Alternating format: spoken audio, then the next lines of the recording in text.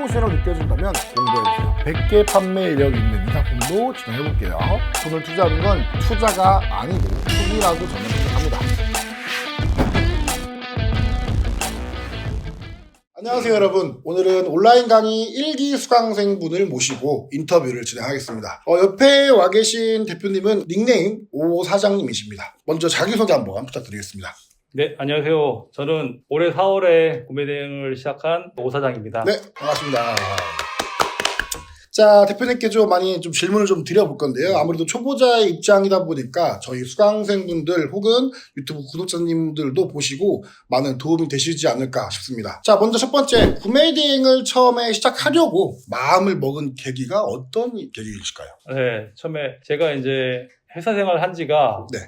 조금 있으면 한 20년 가까이 되는데 20년을 앞두고 어느 순간에 이제 노후가 가까워오다 보니까 그렇죠. 노후에 계속 회사 생활을 할 수는 없고 뭔가를 해야 되겠는데 뭘 해야 될까 부업을 찾기 시작했어요. 네. 예, 부업을 찾다 보니까 뭐 유튜브에 이런저런 부업 검색하다가 어느 순간 이제 구매 대행이라는 사업을 알게 돼서 몇 개 유튜브를 보다 보니까 이거 괜찮겠다 해봐야겠다 해서 그렇게 시작하게 됐습니다. 그러면 이제 유튜브의 검색을 통해서 이제 알고리즘 때문에 구매 대행이 나왔던 네, 거예요? 맞습니다. 네. 그럼 그 구매 대행을 검색하기 전에 혹시 유튜브에 뭐 다른 부업들 검색했을 때 또 매력적인 사업들도 있었나요 혹시? 구매 대행 말고도요? 일단 타이틀이 너무 매력적인 게 많았는데 네. 뭐 쿠팡 파트너스를 하면 얼마를 번다 이런 것도 파트너스, 있었고 네. 그다음에 뭐 배달업 배달, 그다음에 뭐 문서 쓰기 문서 쓰기, 네, 블로그 그런 네. 것도 말씀하신 거죠? 네. 그다음에 한 가지 또 지금 할까 말까 고민 중인 사업도 하나 있긴 했는데 네.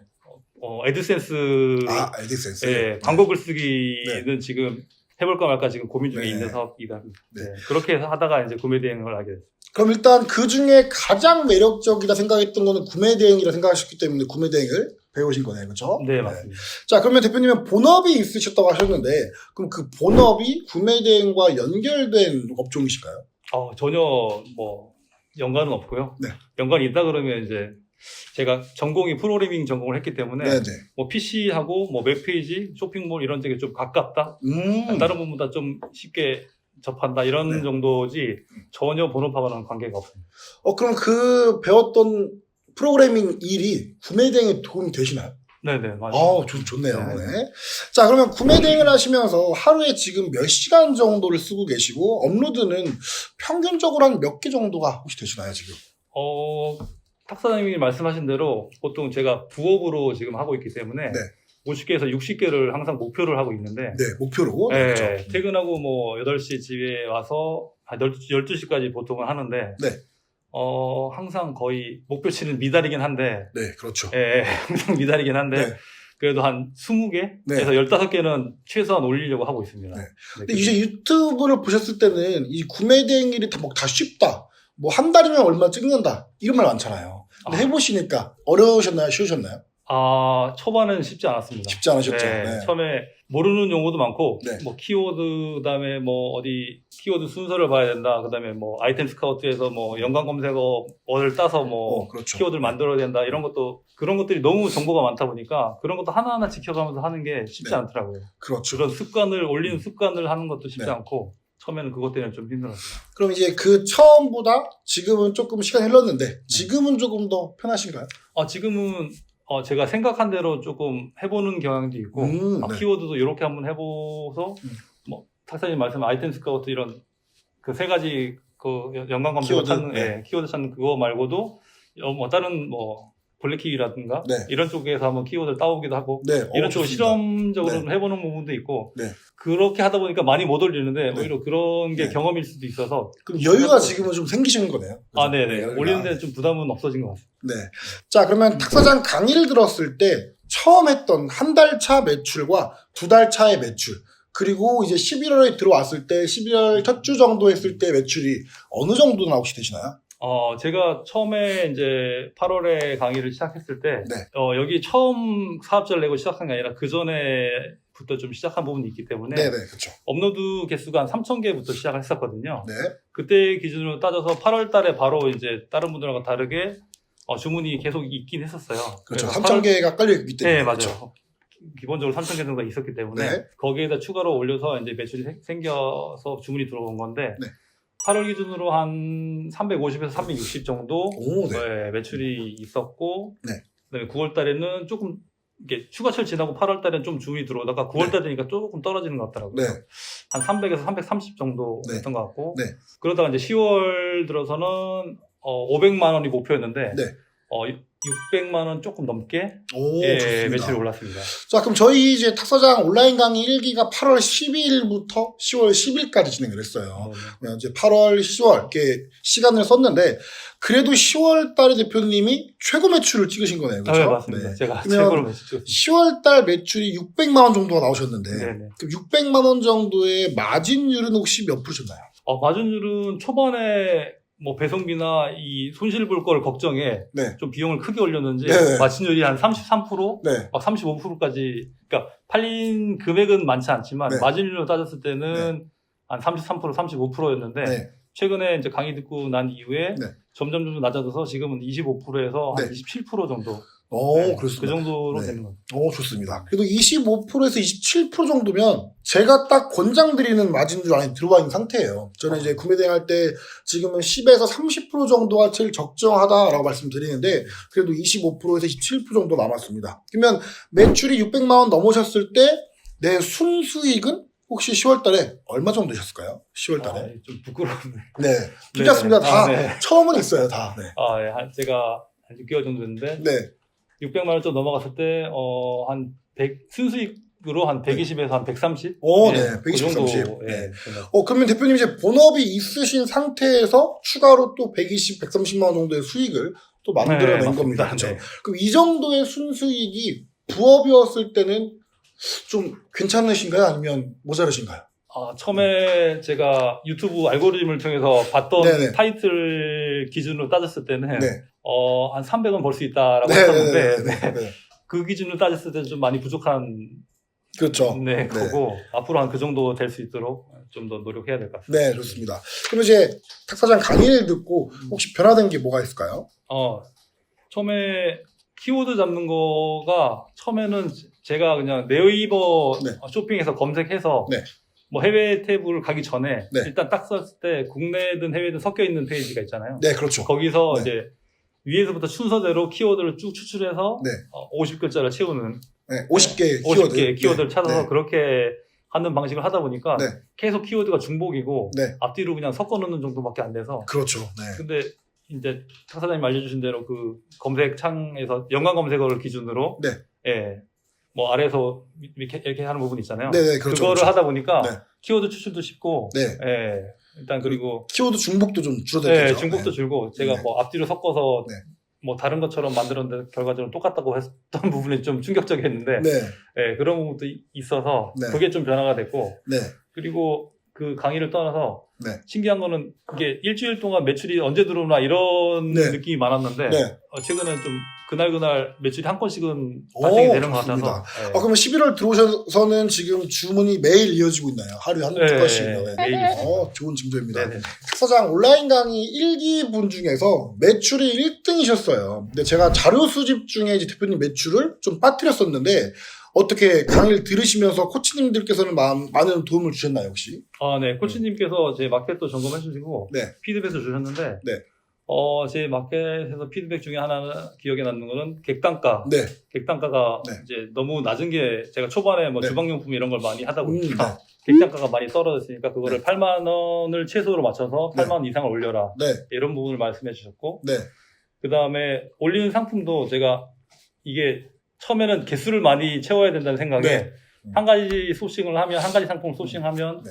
이게 이미지 검색을 해서 뭐 10개가 됐든 15개가 됐든 집히는 대로 많이 올렸었거든요. 그냥 한 번에 다 올리시는 네, 거예요? 10개씩 막 한 가지 품목을 10개씩 네. 키워드 뭐 오. 그렇게 올렸었는데 그걸 보시고 3개 이상 올리지 말아라. 네. 그런 부분도 말씀해 주셔가지고 네. 그거는 꼭 지키고 있습니다. 네. 그러면 8만 원 이상 상품들을 올리기 시작하셨는데, 그럼 금액이 높은 것들이 주문이 잘 들어오시나요? 아니면 혹시 금액이 낮은 것들이 잘 들어오시나요? 아직까지 제가 매출이 높지 않아서 네. 좀 중구난방이긴 한데 네. 최근에는 약간 가격이 높은 것들이 네. 두세 개씩 주문이 들어오는 거긴 아, 생기고, 그렇죠. 예, 그래도 객단가가 네. 전에는 뭐 4만 원, 3만 원 요 정도 객단가였다가 지금은 네. 한 7만 원대, 8만 그렇죠. 원대로 올라간 거 보면 좋습니다. 좀 비싼 제품이 많이 팔리는 것 같긴 합니다. 대표님이 이걸 깨달으시면 좋을 것 같아요. 만약에 주문이 10개가 들어온다. 그럼 내가 매일매일 주문이 10개가 들어왔을 때 3만원짜리 10개이면 내 매출이 하루에 30만원밖에 안 돼요. 근데 어차피 10개가 주문 들어올 때 20만원짜리 물건들이 주문이 들어오면 매출이 200만원 되는 거죠. 이것도 대표님이 꼭 짚고 가셔야 대표님이 업로드 하실 때 가장 큰 도움이 되실 겁니다. 자, 그러면 지금 구매 대행을 운영하고 계신데 구매 대행을 운영하시면서 가장 어려운 건 어떤 걸까요? 제가 일단 전업이 아니고 부업이다 보니까 그렇죠. 네. 회사 퇴근하고 아니면 출근하기 전에 시간이 되면 조금씩 하는 부분이 있기 때문에 네. 시간 관리가 제일 어려운 것 같습니다. 맞아요. 시간 네. 관리 제일 어렵죠. 그나마 회사가 칼퇴근이 가능하고 네. 야근이 별로 없는 회사이기 때문에 네네. 저녁 시간은 어느 정도는 제가 컨트롤해서 쓸 수 있어서 네. 그 부분은 투자를 하고 있는데 네. 무엇보다 시간 관리하는 게 맞아요. 시간이 있더라도 효율적으로 사용하는 게 조금 네. 어려운 것 같습니다. 그리고 또 많은 분들이 초보자일 때 CS가 좀 어렵다고 많이 하시는데 CS 부분 어떠신가요? CS도 어려운 부분 중에 하나인데요. 아직까지 큰 고객들의 컴플레인은 겪어보지 않았는데 네. CS 하는데도 시간이 많이 들더라고요. 맞아요. 네. 네. 처음에 배울 때는 CS 응대하지 말고 많이 올려라 네, 이렇게 네. 배우긴 했는데 네. 그거를 그냥 거부하고 하기가 네. 쉽지 않더라고요. 그래서 맞아요. 웬만하면 다 지금까지는 그냥 주문량도 많지 않기 때문에 응대를 네. 해주고 있는데 네. 그거 하다 보면 뭐 한두 시간 후딱 가고 맞아요. 뭐 알아봐주고 하다 보면 네. 시간이 많이 그것도 되게 어려운 부분 중에 하나고 네. 그거를 어떻게 처리하는 거 노하우를 좀 쌓아가는 것도 네. 경험이 될 수 있겠습니다. 그러면 대표님은 전화 CS 하시나요 혹시? 전화 CS 하시나요? 전화 같은 경우에는 네. 받는 거는 잘 안 하고요. 네. 이 구매 대행용 핸드폰 번호가 따로 있어서 네네. 업무용 핸드폰. 네, 업무용 핸드폰이 따로 있어서 그쪽으로 전화가 오면 네. 전화는 받지 않고 네. 일단 부재중이 있으면 그거를 빠르게 네. 주문을 한 사람인가 아닌가를 네. 확인을 하고 엑스레이 확인하시고. 확인하고 네. 그다음에 주문한 사람이면 이게 뭐 때문이냐 배송을 확인이냐 네. 뭐냐 물건을 받은 사람 같으면은 네. 물건을 받아서 무슨 일이 생겼나 이렇게 그렇죠. 한번 네. 체크를 해본 다음에 네네. 전화를 제가 드리기도 하고 문자를 네. 하기도 보통은 오, 그런 경우는 좋습니다. 문자를 하고요. 네. 그다음에 검색했는데 주문한 사람도 아닌데 네. 전화가 왔다 그러면 이게 상품에 대한 문의겠구나 해서 그렇죠, 제가 그렇죠. 먼저 전화를 드려서 드리세요? 네, 전화 드려서 어떤 일로 전화하셨냐 이렇게 음. 물어보는 경우도 있습니다. 그래서 주문을 몇 개 받은 경우도 있어서 그럼 전화 통화를 하셔가지고 연락이 왔었던 건데 부재중이 찍혀 있으면 네, 엑셀에 검색을 해보시고 맞습니다. 네. 손님이 구매했던 분들이면 문자로 여쭤보시고 맞아요. 엑셀에 주문 내역이 없으신 분들은 전화로 여쭤보신 다음에 네네. 어떤 물건 때문에 문의 주셨냐 맞습니다. 물어보시는 거예요. 네네네. 네. 그럼 대표님께서 그 전화 통화를 하셔가지고 주문을 몇 건을 받으셨어요. 그렇죠? 네, 몇 번 받았습니다. 그러면 이제 초보일 때는 그 전화 통화를 하면서 주문 받았기 때문에 전화를 못 놔요. 네. 전화를 하면 또 주문 들어오겠지. 그런데 대표님도 나중에 깨달으실 거예요. 뭘 깨닫냐? 살 사람들은 전화 안 해도 어떻게든 사요. 네. 그리고 안 살 사람들은 2시간 통화해도 안 사요. 이거를 깨닫는 날이 분명히 오실 건데 그 전까지는 분명히 대표님이 여러 가지 시행착오를 겪어보시면서 업무를 진행해 보시는 걸 추천드립니다. 자, 구매 대행을 하다 보면 닭등을 하는 말이 많이 있습니다. 닭등은 필요할까요? 안 필요할까요? 닭등은 초반에 구매 대행을 처음에 시작했을 때는 저는 필요하다고 생각합니다. 왜냐하면 네. 제가 하던 일이 아니고 다른 일이기 때문에 네. 이거를 습관으로 가져가기에는 네. 뭐 배운 대로 키워드를 작성하고 네. 소싱을 하고 키워드를 작성하고 업로드하는 과정 자체가 네. 이게 만만한 일이 아니기 때문에 그거를 습관화하기 위해서는 이 닭등을 하면서 어느 정도 그 습관을 기르는 데는 좋다고 네. 생각합니다. 네. 그러니까 습관을 기르고 손을 좀 빠르게 할 수 있도록 네네. 닭가면서 연습하는 시간이 연습 필요하다. 시간으로 말씀드린 필요하다. 거죠. 네. 자, 그러면 매출이 잘 나온다면 대표님은 지금 본업이 있으신데 매출이 잘 나온다면 혹시 구매 대행을 전업으로 하실 의향도 있으신가요? 아니면 부업으로만 유지하고 싶으신가요? 매출이 잘 나오면 전업할 생각이 충분히 있습니다. 충분히 있어요. 네, 전업 네. 생각을 갖고 네, 있어요. 네. 네네. 제가 목표한 금액은 아직 뭐 크지는 않아서 네. 지금은 부업 수준으로 생각하고 있는데 네. 매출 금액을 점점 키울 생각도 있고 커지면 좋겠지만 그렇게 만들어 가야겠지만 네. 커지면 전업할 생각을 갖고 있습니다. 좋습니다. 네네. 그럼 대표님도 이제 사업을 하시는 게 어쩌면 목표일 수도 있겠네요. 그렇죠? 네, 맞습니다. 그래서 구매 대행으로 틀을 닦아놓고 뭐 사입도 할 수 있고 로켓 크로스도 할 수 있고 여러 가지 발판을 삼아서 다른 일들을 또 하고 싶은 목표가 또 생기신 거네요. 그렇죠? 네, 맞습니다. 네. 이 구매 대행 하면서 하다 보니까 회사 다닐 때랑 다르게 여러 가지 이제 사업적인 경험이 쌓이면서 네. 다른 사업을 보는 느낌, 이걸 해보면 오, 어떨까 이런 네. 사업들이 눈에 들어오는 게 있어서 조금씩 시야가 트이고 저걸 해보면 있으시네요. 어떨까. 네. 예. 맨날 회사 생활에서 월급으로 네. 살아가는 거와는 다르게 네. 사업적으로 이거 했을 때 이것도 돈을 벌 수 있는 사업이기도 하다. 네. 저것도 잘하면 돈이 되겠다. 이런 네. 것들이 자꾸 눈에 보이니까 네. 회사 생활 이제 뭐 한 20년 가까이 되니까 이거 남의 돈 벌어주는 것 같은 아, 느낌이 네. 들고 네. 내 사업을 해서 내가 돈을 벌어야겠다 이런 네. 느낌이 들어서 이제 시간을 써서 남을 도와주는 일보다는 네. 어차피 시간 쓸 거 내 사업을 해보고 싶다. 네, 맞습니다. 그런 거죠. 네. 그럼 대표님은 본업이 있으신데 본업을 하시면서 부업인데 시간 관리를 어떻게 하시나요? 보통은 이제 코로나 이후에 모임이 예전만큼 많지 않아요.